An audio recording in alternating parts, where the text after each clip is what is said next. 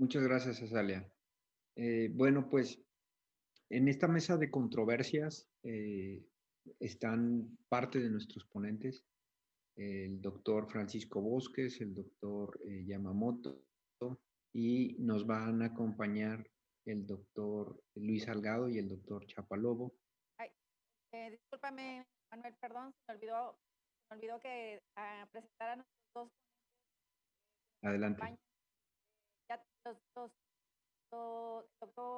bueno, ya nos acompañan los tres ponentes anteriores y además se agregan los dos doctores humanos, o los proctólogos, al doctor Alberto Chapalobo, egresado de la Universidad Autónoma de Nuevo León y realizó la especialidad de coloproctología en San Antonio, Texas, y el Hospital San Marcos de Inglaterra.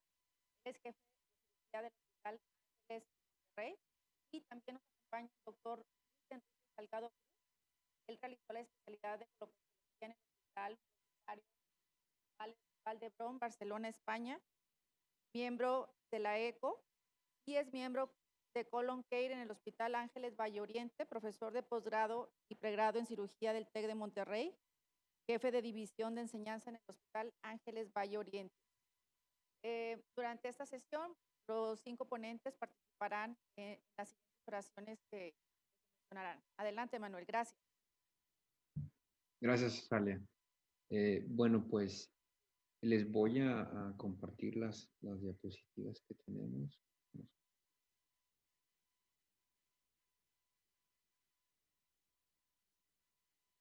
Bueno, son errores que, hay muchos errores que podemos manejar, muchas situaciones, y pues esta como una mesa vamos a tratar de hacerla lo más interactiva. Nos ha tocado muchas veces estar compartiendo casos de discusión y bueno, voy a mencionar algunos de los errores y también los invito a que anoten si ustedes tienen algún error que consideran importante mencionar. Vamos a hablar primero de algunos errores médicos y tenemos quirúrgicos. Errores comunes, el uso de terapia anti-TNF en forma tardía, y eso todavía nos pasa. No sé cómo te llegan, Jesús Yamamoto, ahí al instituto los pacientes con terapia convencional, o al doctor Bosques, que luego los ven y no la reciben en terapia, temprana. Evitar la cirugía cuando es necesaria, y este es un error que es más del clínico. Terapias con baja dosificación, por ejemplo, teopurinas o, por ejemplo, anti-TNFs, que a veces eh, tenemos problemas para incrementar la dosificación dependiendo del caso. Otros errores que vamos a tocar están más adelante. Por lo pronto, quiero empezar la discusión como el uso de terapia anti-TNF en forma tardía. ¿Qué es temprano y qué es tarde? Doctor Bosques, ¿qué piensa de qué es temprano el uso de la terapia, o cuándo es adecuado iniciar terapia anti-TNF? Bueno, si se oye bien, buenas tardes a todos. Manuel, si se oye. Sí, se oye bien. Ok, bueno, la pregunta es muy retadora porque desafortunadamente cada paciente es por sí mismo diferente a cualquier otro paciente. Entonces, el uso temprano sería un poco precipitar la decisión cuando el paciente debería irse pautando en función de la necesidad de su padecimiento. Y eso ocurre en 2/3 de los pacientes, a mi entender, en la colitis ulcerativa. O sea, son pacientes que si yo los trato con la convencionalidad de darles 5 ASA o darle un medicamento de uso no asimilable como una budesonida de liberación lenta, es suficiente para un paciente. Por lo mismo es importante al momento de hacer el diagnóstico tratar de tener la mayor cantidad de la información en relación a la severidad y la extensión de la enfermedad. Y eso es lo que marca la pauta. Por supuesto, la edad de inicio es muy importante también, y la presencia o no de comorbilidades en relación a antecederte o adelantarte a la necesidad de utilizar el medicamento y no retrasar el uso conveniente de un fármaco como puede ser el anti-TNF, y hoy tenemos otro par de productos con los cuales podemos también ayudar a un paciente. Eso es en cuanto a empezar temprana o tardíamente. En general, creo que esa es la respuesta, Manuel. Ok. Jesús, ¿qué piensas? ¿Cómo es temprano y cómo es tardío? ¿Cuándo es el momento adecuado de iniciar el biológico a un paciente?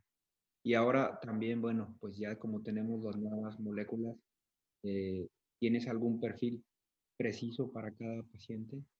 Pues digamos que aquí lo importante sería, desde el punto de vista en nuestro país, que es un reto, sería primero hacer el diagnóstico temprano, ¿verdad? O sea, ¿por qué? Porque cuando nosotros tenemos pacientes, digamos, de reciente diagnóstico, que esto es muy controversial, pero puede ser menos de, vamos a decir, menos de un año, menos de 2 años, varía ahí entre expertos.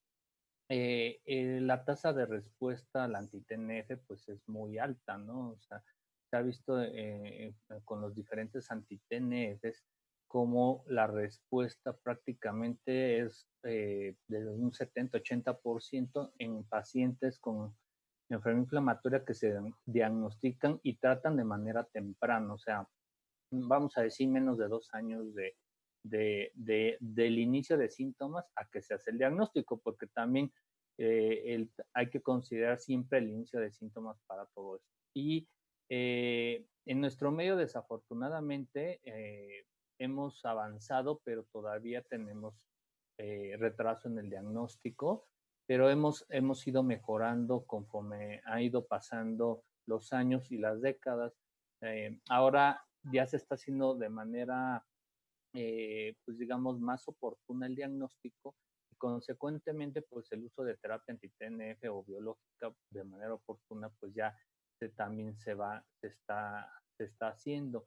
Ahora, en nuestro país, pues hay que considerar también mucho el sistema de salud, ¿verdad? Por ejemplo, si estamos en un sistema como nutrición en donde el paciente no cuenta con terapia biológica, pues aunque nosotros quisiéramos dar una terapia biológica, pues el paciente no tiene desafortunadamente acceso. Entonces, realmente ahí en donde sí se tiene acceso en los hospitales como Seguridad Social, Pemex, la Marina y la Defensa Nacional, yo considero que ahí lo ideal sería como que ver los factores, por ejemplo, en pacientes con enfermedad de Crohn de mal pronóstico, como la edad temprana al diagnóstico, edad joven al diagnóstico, digamos, enfermedad perianal, patrón expulsante, enfermedad extensa del intestino,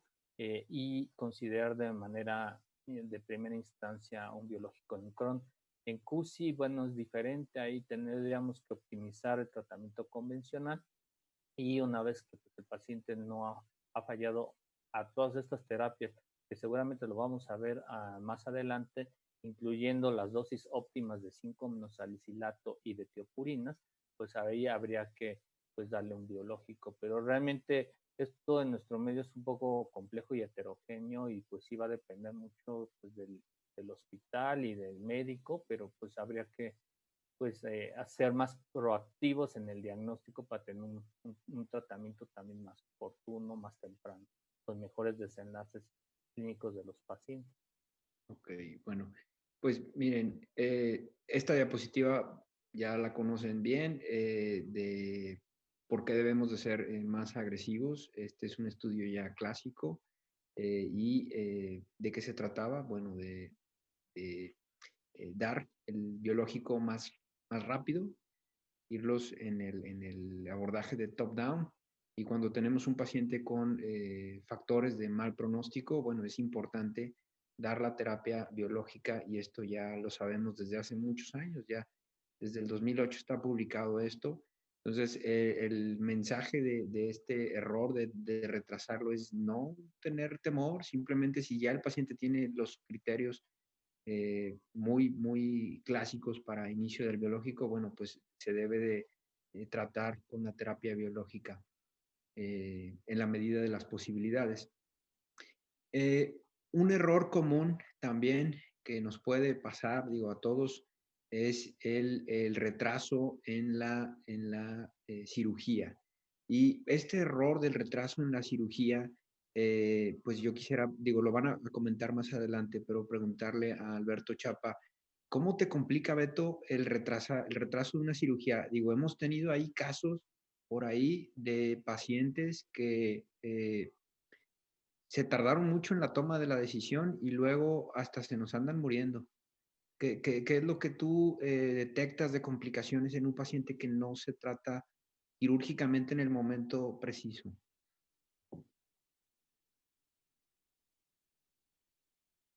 Hola, pues antes que nada, muchas gracias por la invitación a la Sociedad de Gastroenterología, doctora Salia, que está coordinando, y pues, a todos ustedes, y por supuesto al doctor Alfaro. Pues sí, digo, uno de los problemas principales y más importante es la no aceptación por el paciente. Eso es posiblemente lo que nos retrasa más. Realmente el grupo multidisciplinario está hecho.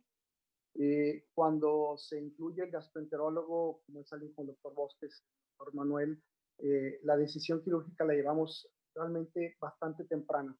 Y el retraso viene mucho de parte del paciente, la familia, esa aceptación es compleja. Y el otro retraso que tenemos a veces es cuando hay gente, medicina interna, etcétera, que está viendo al paciente, lo tienen en ocasiones con dosis de esteroides mamut, sorprendente, ¿verdad? Y que pues genera un problema muy importante que lo vamos a discutir un poquito más, el uso de esteroides a dosis altas en los pacientes, cómo influyen las decisiones quirúrgicas, dejar estoma, etcétera. Pero sí, hemos tenido muchos pacientes que cuando abordamos ya tienen perforación, que tienen sepsis y realmente la tasa, la posibilidad de muerte es extremadamente alta. También lo vamos a revisar ahorita en las decisiones de retraso quirúrgico.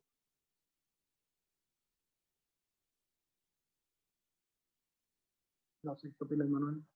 Sí, mira, y aquí les comparto, este es un estudio pediátrico, digo, en adultos también hay cierta evidencia, pero este estudio pediátrico me pareció importante porque dependiendo del patrón de daño en enfermedad de Crohn, los pacientes terminan operándose independientemente de si se usa o no se usa el biológico. Aquí vemos una combinación de patrones entre estenosante y penetrante, termina siendo un factor decisivo. Entonces, el mensaje aquí de este error es, bueno, si tenemos un paciente que tiene una lesión estenosante penetrante muy compleja, es mejor opción llevarlo a una cirugía donde exista algún tipo de resección o medida no tan invasiva en lugar de tenerlo mucho tiempo tratando de rescatarlo con un biológico que no vaya a funcionar, como en el caso de una estenosis, o con esteroides, que sería el peor escenario.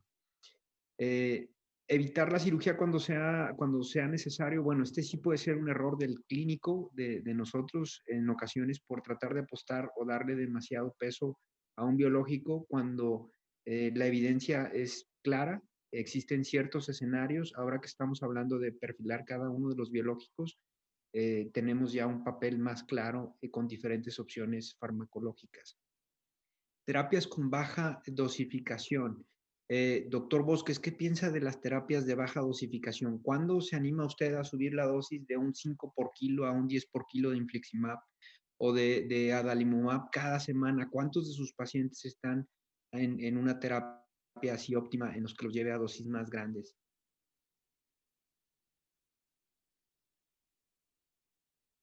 La pregunta es muy importante y es muy compleja también de contestar. En el mundo perfecto, donde se tiene acceso al medicamento, uno puede pautar la dosis en función de la respuesta a intervalos definidos. ¿Y qué es esto? En el lapso de un paciente que tiene enfermedad de Crohn 8 semanas, 12 semanas, y ver qué está pasando, documentar la actividad de la enfermedad y la respuesta clínica. En el paciente con colitis ulcerativa es un poquito más complicado en el brote agudo severo, porque ese paciente está en el hospital y está siendo atendido con la intención de contener la necesidad de una colectomía total en condiciones de urgencia. Ahí el escenario se discute hoy y se está tratando de definir si 10 miligramos es más conveniente, porque la dinámica de eliminación del infliximab en ese paciente es distinta al paciente que vemos con colitis ulcerativa moderada o severa no grave. Entonces, el tiempo es importante.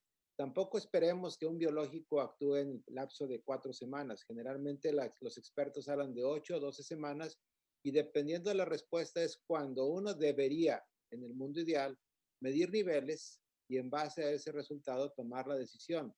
Hay un estudio que han publicado respecto a el costo que representa medir el fármaco versus hacer decisiones empíricas, lo que llamamos optimizar.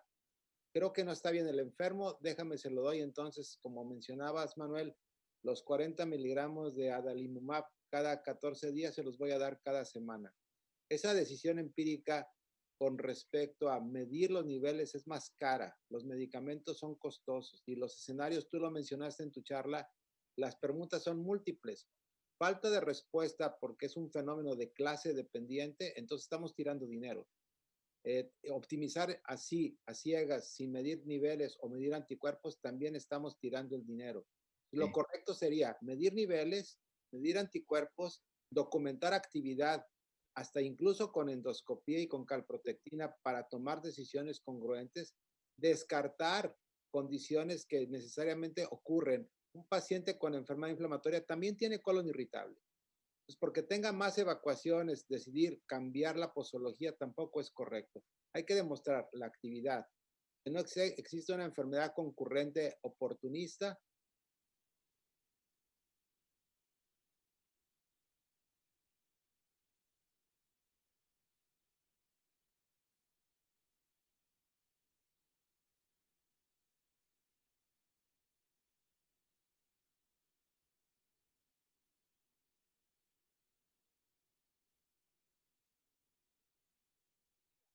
Y que el abordaje debe de ser proactivo y tener la idea de que a lo largo del tiempo el paciente puede subir de peso, el paciente cambia algo en su metabolismo y tenemos que incrementar las dosis.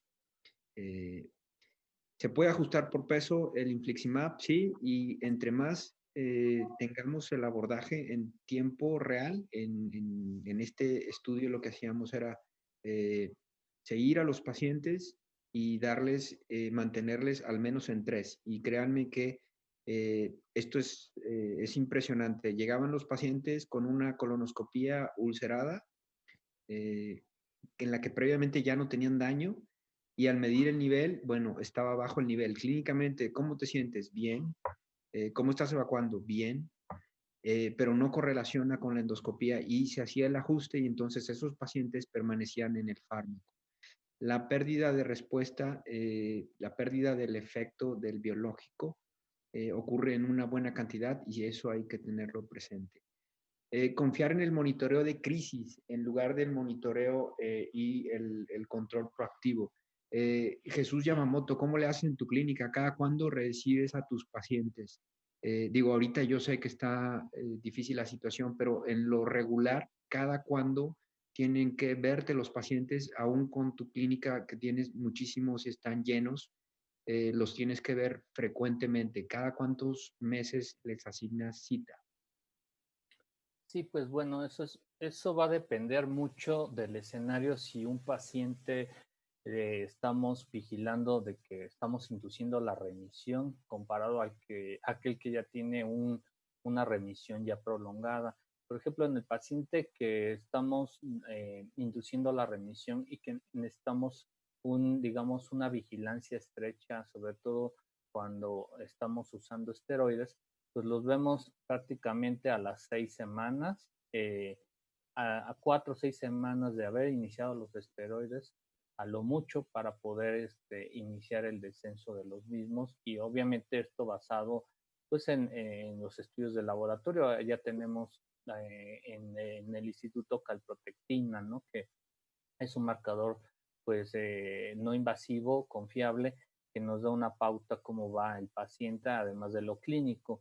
Y en los pacientes que ya los tenemos en mantenimiento de la remisión y aquellos que ya tienen pues muchos años en remisión, realmente los citamos cada 4 a 6 meses dependiendo del escenario clínico. Hay pacientes que vienen de muy lejos, entonces los citamos un poco más lejano. Lo ideal sería verlos cada 3, 4 meses, sería el escenario ideal en la vigilancia durante el mantenimiento de la remisión. Ok.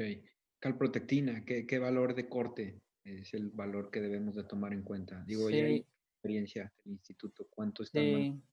Bueno, aquí depende. En el instituto tenemos que el valor de corte normal es menos de 50, ¿verdad? Ese es digamos, el valor de corte normal y es el valor de corte más estricto en donde se ha visto que hay una mayor correlación con remisión endoscópica, incluso histológica, que hemos hecho algunos estudios en relación a eso y que también hay algunos otros estudios publicados, pero digamos que en el escenario de un paciente con enfermedad inflamatoria intestinal, podemos decir que un valor menor de 200, estamos siendo que el paciente está respondiendo o está en un nivel óptimo de respuesta al tratamiento. Digo, obviamente la meta es ambiciosa, tener menos de 50, porque eso como mencionaba, se asocia a mejores desenlaces endoscópicos e histológicos. Sin embargo, pues nos habla de un adecuado control comparado con aquellos que tienen más de 200 microgramos por gramo. Y hay una cantidad de pacientes que nunca les llegamos y digo, tenerlos en 50 parece como una buena idea, pero sí, no les llegamos. Doctor Bosques, ¿con cuánto de calprotectina se siente tranquilo para decir, bueno, andamos bien, ahí nos mantenemos? Debe tener pacientes de esos de los que prácticamente los podemos matar con biológicos subiendo dosis, inmunosupresión, y esos pacientes nunca les llegamos, pero tampoco tenemos otras opciones y en ocasiones tampoco es válida la opción quirúrgica.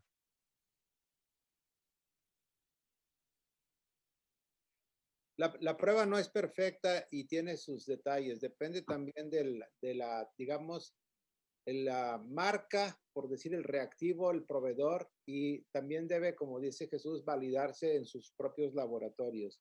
El laboratorio que nos da utilidad, servicio aquí en Monterrey también menciona 50, pero lo mencionas bien y ahora voy a hablar un poco de anécdotas. Pacientes que han sido operados por enfermedad de Crohn, que tienen pacientes que comparto con Alberto, con Luis, con anastomosis laterales, que tienen valores de 150, 200, pero que tienen el resto de parámetros, albúmina, etcétera. Y cuando les haces la endoscopia colónica me encuentro con pequeñas úlceras en la anastomosis. O sea, el valor absoluto para tomar decisiones tiene que ser la combinación de la determinación de calprotectina, reactantes de fase aguda, el contexto clínico, incluso una endoscopía, porque bien mencionas, los costos del tratamiento son muy altos y deberíamos de juntar todo esto.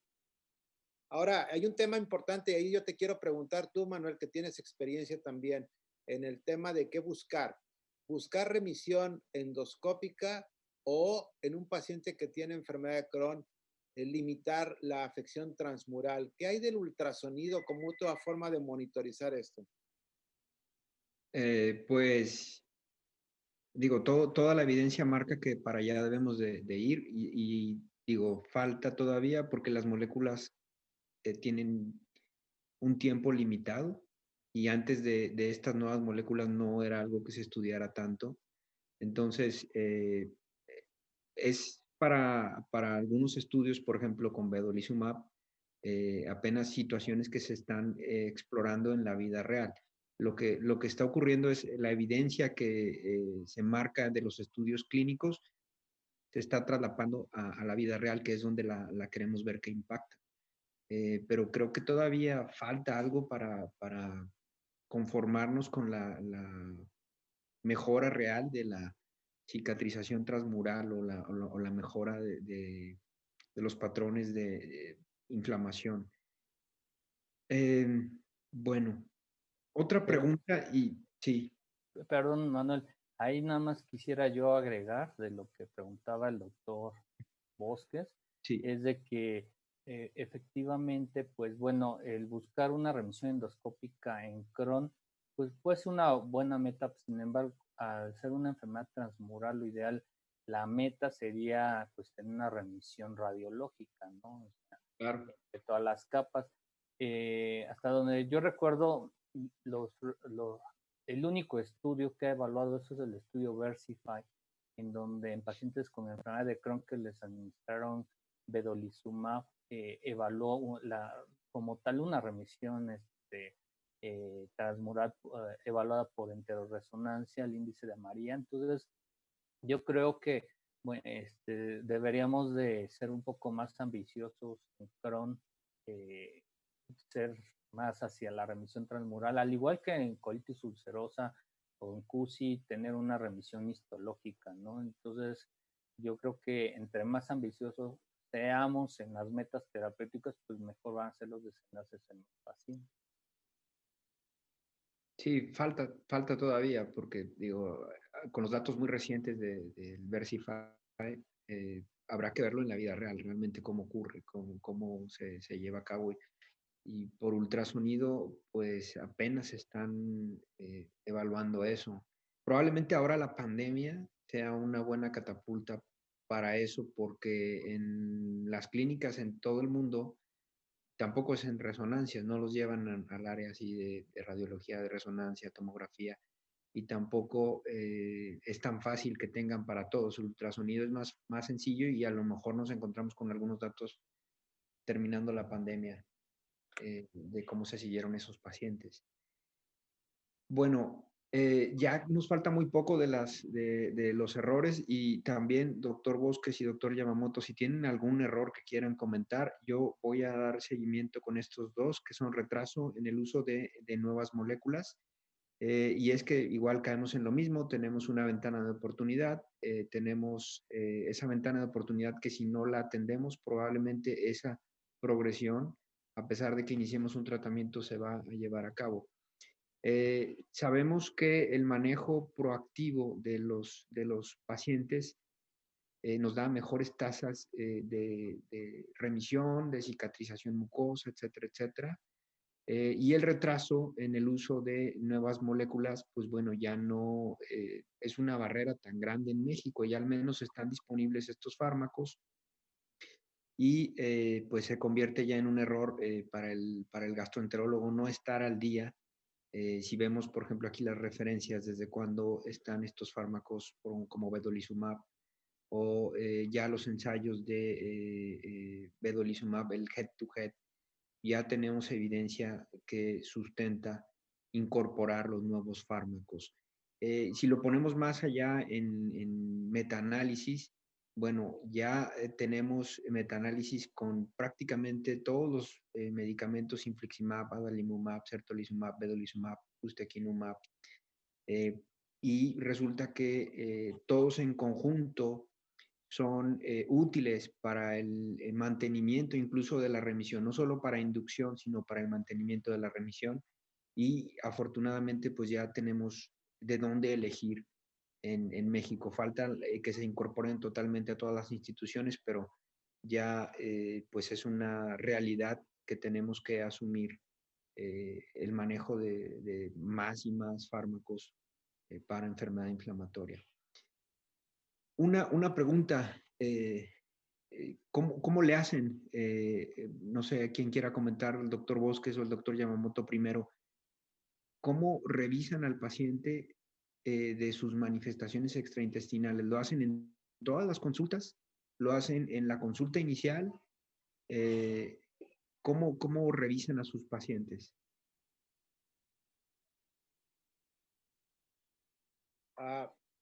Bueno, mientras contesta Jesús, yo creo que el tema aquí es de qué instrumento voy a usar para preguntar cosas con las que no estoy habituado o acostumbrado. Vamos a ver, manifestaciones cutáneas, reumatológicas, oftalmológicas como grupo. Lo conveniente es tener un instrumento, que este instrumento lo pueda el paciente llenar al momento de su consulta, de su primera vez, porque hay multitud de estudios que se están desarrollando y que están publicados ya que demuestran que hay una sobreposición de enfermedades inmunomediadas que puede afectar como muy poco, quizás un 10 y como conveniente hasta un tercio de los pacientes que tienen enfermedades, y hablo de enfermedad inflamatoria, y al mismo tiempo tienen algo extraintestinal. La inversa aplica para los reumatólogos, dermatólogos, oftalmólogos. Estos últimos con una menor frecuencia, de manera que lo conveniente, Manuel, es que al paciente se le dé un instrumento que lo llene él en la sala o la antesala de tu consulta, y si algo sale anormal, a ordenar pruebas que te orienten a confirmar para referirlo de manera oportuna con el especialista que mejor convenga. Ahora, la pregunta que tú haces es, ¿en qué momento lo debo de hacer? En cada visita, por lo menos debe de hacerse al momento de la primera entrevista, y ya con el tema de los efectos secundarios de los fármacos que estamos empleando, la visita regular con el dermatólogo es obligatoria, y llevar de la mano al paciente, por lo menos cada semestre, de preguntarle otras manifestaciones que pueden surgir, incluso como consecuencia del tratamiento prescrito. Sí, esto de la evaluación de manifestaciones extraintestinales es muy importante. Desde mi perspectiva debe de evaluarse en cada consulta. ¿Por qué? Porque el paciente, hasta un 50% de los pacientes, al menos de los pacientes que tenemos allá en el instituto, tienen alguna manifestación extraintestinal.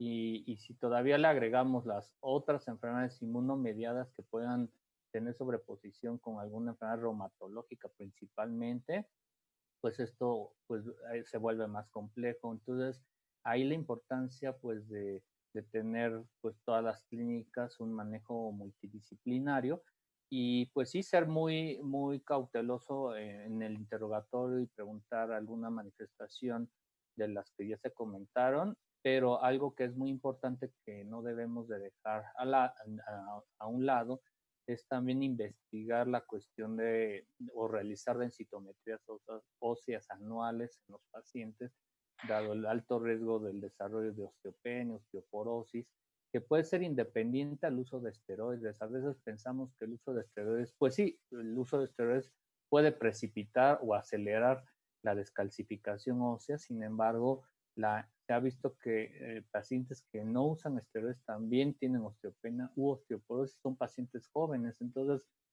una recomendación es eso y también al igual de medir la vitamina D para suplementar en estos pacientes que realmente más del 50% también tienen deficiencias.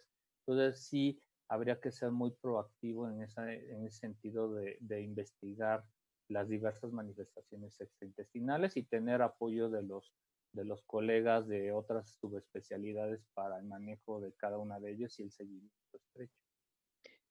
Sí, esa situación de la vitamina D lo tenía, la retiré porque eran muchos errores potenciales, pero sí es muy importante.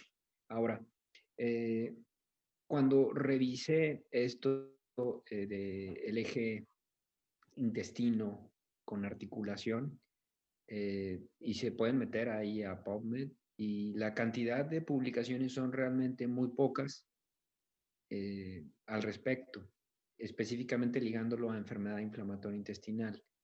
Y justo lo que decía Jesús o el doctor Bosques pues sí, nos encontramos eso, pues está dado porque a lo largo del tiempo, conforme van pasando meses, años, vean nada más la cantidad de pacientes que tendrán alguna manifestación extraintestinal. Eso ya es un dato pues bastante antiguo. Aquí no sabemos qué tanto lo modifica el uso de terapias y qué tan proactivos debemos de ser. La pregunta de decirles cada cuándo revisan a sus pacientes es porque si el paciente a lo largo del tiempo lo va desarrollando, es también mejor tratar temprano manifestaciones extraintestinales que requieren biológico que estar esperando a que pase el tiempo.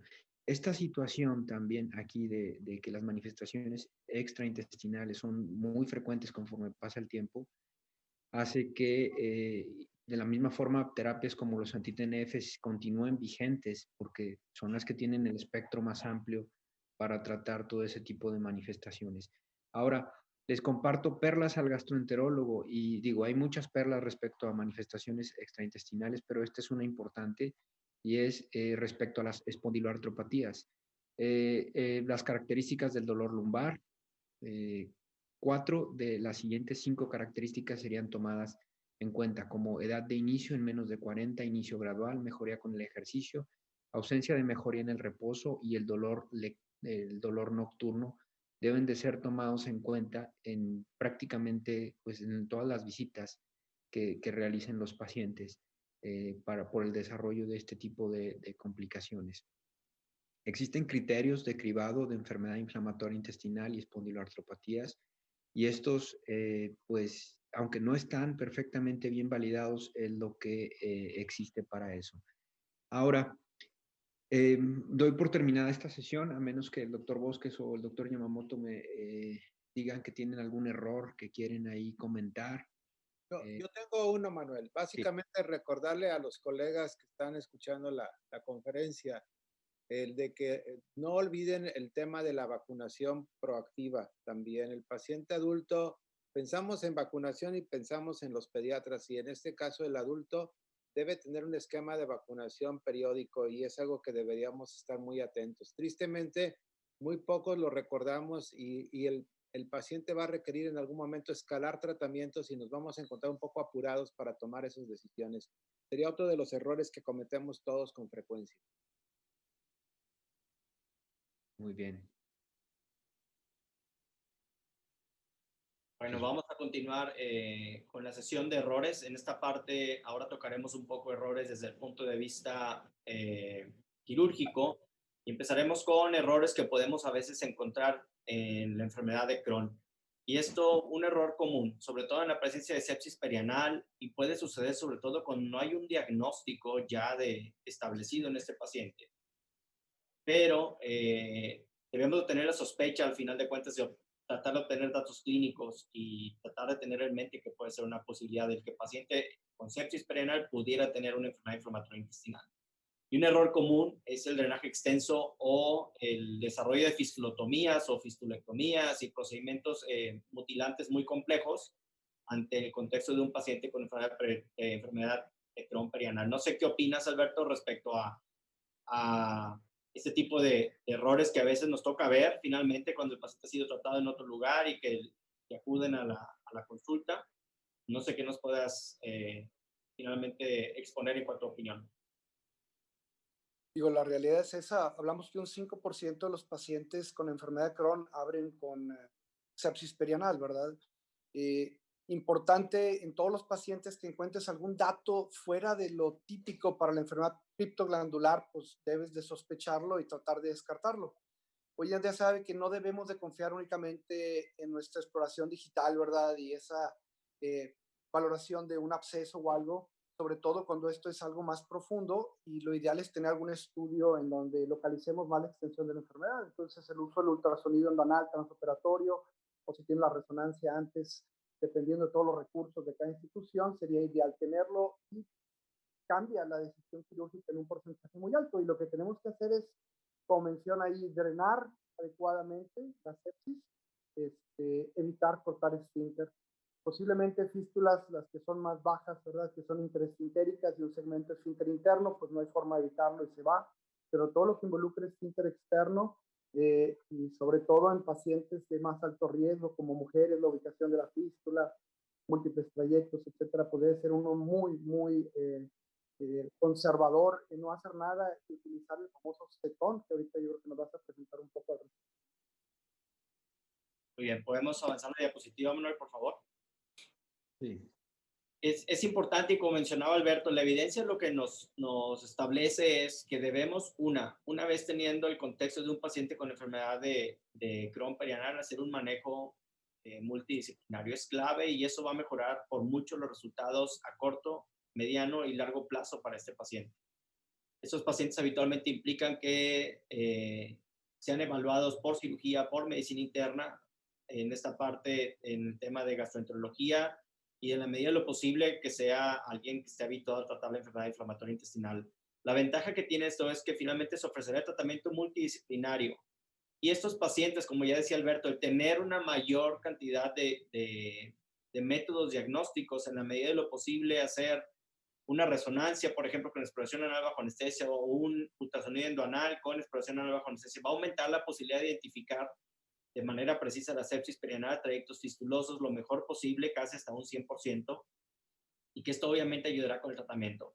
En el caso, por ejemplo, que no se cuente con una resonancia o con un ultrasonido endonal y hay una situación de urgencia por un absceso, sí lo recomendable es limitar las incisiones y hacer incisiones un poco más pequeñas, drenar el absceso, a lo mejor colocar drenajes para que esas cavidades se sigan drenando, pero no hacer incisiones muy amplias porque sabemos que en el contexto de la enfermedad inflamatoria tardará mucho más en hacer una cicatrización adecuada. Y después de ahí entra todo el tema del manejo médico, que será importante una vez establecido el diagnóstico en estos pacientes. Y le quería preguntar al doctor Yamamoto, obviamente ellos estando en el Instituto Nacional de Nutrición, con un servicio de coloproctología bastante amplio y con bastante experiencia, al igual que en su clínica de enfermedad inflamatoria, en la coordinación que ellos tienen para este tipo de pacientes.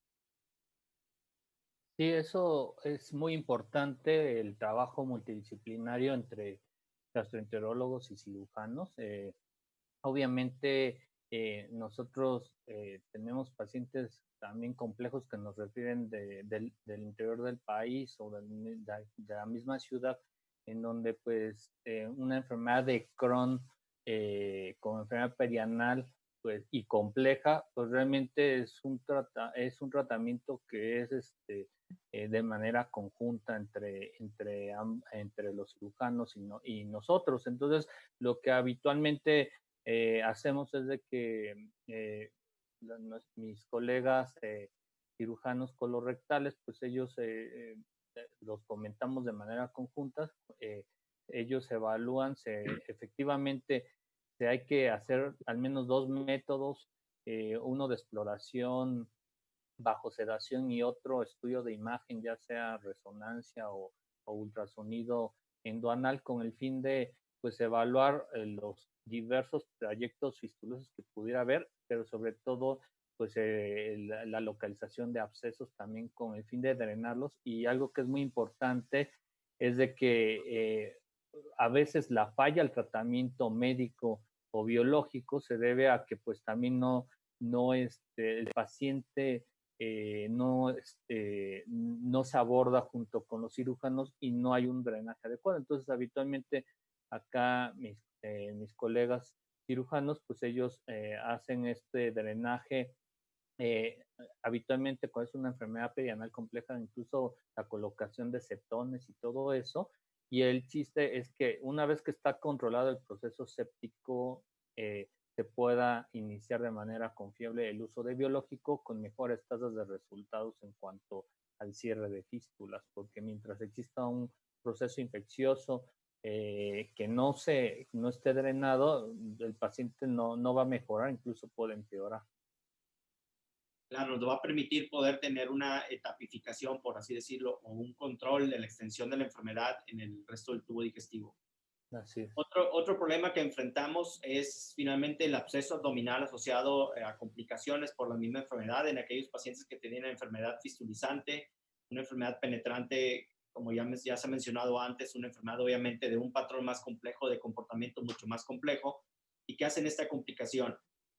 Una opción que uno pudiera pensar a lo mejor, intentar de primera intención, es el drenaje del absceso abdominal por vía quirúrgica, hacer una exploración y drenar el absceso y obviamente el controlar el foco de fuga o de perforación del intestino en estos pacientes. Y el otro error que puede aparecer también es que una vez que se resuelve el absceso, todo paciente debe ser sometido a cirugía como una recomendación. ¿Podemos avanzar a la siguiente? No sé qué opines tú, Alberto, respecto a esta conducta en cuanto al drenaje de los abscesos quirúrgicos o otras opciones, o finalmente el ofrecer un tratamiento con cirugía en ese paciente recuperado. Bueno, lo principal es recordar esta enfermedad de Crohn. Si desarrolla un absceso intraabdominal, pues es que es una enfermedad penetrante, ¿verdad? Es una enfermedad fistulizante en donde ya pasó la pared y una microperforación o una perforación relativamente mayor que se contuvo y desarrolló este absceso, ¿verdad? Meterte a operar, pues definitivamente vas a acabar con una catástrofe ahí, con asas intestinales adheridas, sellando el área de inflamación o el Crohn, vas a acabar resecando y como hay material purulento, etcétera, y vas a acabar con un estoma. Entonces, pues aquí lo indicado, y está en las guías muy bien, es busca una alternativa. En este caso, los radiólogos intervencionistas que son parte de este equipo multidisciplinario, tener a alguien de alta calidad y generalmente tiene una capacidad de drenaje muy alta de estas situaciones. Y pues bueno, ahí presentas muchos datos, ¿verdad? En relación al éxito. Importa el tamaño también, ¿verdad? Abscesos pequeños se tratan médicamente. Hay un número que le hablan de 4 centímetros para que sea drenable percutáneo. El resto intentas médicamente, aunque algunos muy accesibles, aún de menor tamaño, pudieras acelerar la mejoría del paciente. Sí, claro, hay estudios en los cuales ya se ha demostrado, y como se ve en la diapositiva, que finalmente el optar por un tratamiento conservador como un drenaje percutáneo, que obviamente sí implica que tengas el recurso a la mano, va a facilitar el control de la urgencia, con el absceso permitirá optimizar el estado nutricional de la persona o del paciente, y es recomendable en la medida de lo posible otra vez con el equipo multidisciplinario tratar de instaurar un tratamiento médico, y que obviamente esto implicará habitualmente el uso de terapia biológica, porque estamos hablando ya de una enfermedad de un comportamiento agresivo como tal. Pero también vamos a encontrar factores que en algún momento nos podrán marcar una posible falla de tratamiento médico y necesidad de una cirugía, como son aquellos pacientes que ya tienen una estenosis, que aunque no todas serán en un escenario de urgencia, podrán desarrollar fístulas enterocutáneas, sobre todo en sitios donde hubo el drenaje percutáneo. Aquellos pacientes que tienen un estado nutricional pobre, obviamente se asociarán a mayor tasa de complicaciones y falla de tratamiento. Y como decías tú, ver la medida o el tamaño del absceso. Hay publicaciones en las cuales determinan que un absceso mayor a 7 centímetros se pudiera asociar a una falla en tratamiento conservador y que este paciente pueda requerir cirugía. La siguiente, por favor, Manuel. Oh, perdón, doctor Salgado, discúlpeme, estamos sobre el tiempo. Son maravillosas las preguntas y todas las oraciones que se han mencionado, pero ya nos pasamos un poquito del tiempo. Vamos a tener solamente 3 minutos para preguntas y respuestas. Tenemos muchas preguntas de la audiencia. Voy a empezar. Me mencionaban una pregunta para el doctor Martínez. ¿Cuál es su experiencia con el tacrolimus en el curso refractario? Martínez. Doctor Martínez, ¿cuál Para es su mí, experiencia con el tacrolimus en el curso refractario? con el tacrolimus. No tengo yo experiencia utilizando tacrolimus. No ha sido un fármaco que haya utilizado. No sé si Jesús tenga experiencia con eso. Yo creo que sí, él debe de tener. Tiene incluso una cantidad de pacientes importante con uso de ciclosporina. Pues más bien, donde acá en el instituto usamos mucho ciclosporina, ¿no? En donde realmente, pues es una pauta. Tacrolimus, yo lo he usado en un par de pacientes con, la verdad, una respuesta muy pobre. Realmente los pacientes, ese par de pacientes acabaron finalmente en cirugía. O sea, realmente yo no recomiendo mucho, al menos el uso de tacrolimus, sí más de ciclosporina en caso de que no tenga acceso a un biológico, en caso de, hablando de una terapia de rescate en pacientes con CUSI refractarios a esteroides intravenosos, ¿verdad? Gracias. Otra pregunta. ¿Qué opinión de usar trasplante fecal como tratamiento en enfermedad inflamatoria que no responde al tratamiento estándar? Doctor Bosque. No se oye bien. Doctor Yamamoto. Sí. La pregunta para Manuel o el doctor Yamamoto, que son los que tienen experiencia en esto, es el uso de trasplante fecal en el paciente que no responde a tratamiento médico. Así es. Sí, realmente la terapia de trasplante fecal no se recomienda, o sea, no es una opción actual aprobada de tratamiento. Hay diversos estudios, hay algunos ensayos clínicos controlados que se han hecho, pero la verdad no es una opción viable como tenerla de tratamiento de primera instancia en pacientes con CUSI. Sí, bueno, al respecto, tenemos una revisión reciente que ahí colaboré con el doctor Bosques, enviamos a publicación al respecto un análisis crítico de la evidencia que existe respecto al trasplante. Tal cual dice Jesús, no encontramos evidencia suficiente que sustente y una situación muy importante. Bueno, la materia fecal de China, de Estados Unidos, de México y de México de todas las partes que quieran ver es diferente. Y los estudios no han sido asertivos en función de determinar no únicamente que sea materia fecal que esté libre de patógenos, sino que de forma precisa cuál es la cepa que produce la modificación o el conjunto de cepas bacterianas que produzcan modificación. Entonces, resulta ser que la trasplante de materia fecal en este momento, específicamente para enfermedad inflamatoria, es una opción muy arcaica, ¿no? Tiene que ser eso muy personalizado. Gracias. Doctor Chapa, en, en caso de grave, ¿la colectomía se puede realizar por la laparoscopía de forma segura?